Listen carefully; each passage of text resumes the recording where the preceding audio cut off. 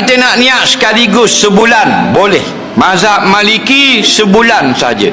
Kerana bagi mereka ibadat puasa itu satu saja walaupun 30 hari. Dia kira ibadat yang satu. Jadi tak perlu niat banyak kali. Cuma kita ikut pandangan majoriti ulama mazhab Syafi'i, Hanafi, Hambali. Kita menganggap satu puasa satu ibadat, dua puasa dua ibadat, 30 hari puasa 30 ibadat. Habis ibadat dengan berbuka. Esok nak puasa, malam ni kena niat yang baru. Tapi kita boleh dah nak niat sebulan? Boleh. Malam esok ingat semua niat sebulan. Lagu mana? Contoh yang paling mudah.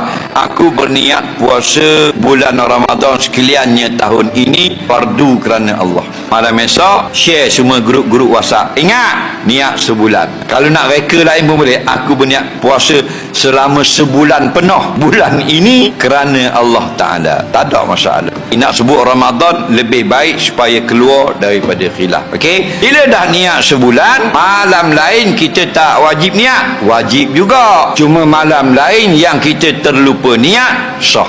Itu kelebihan dia. Malam lain kita terlupa niat, sah berpuasa.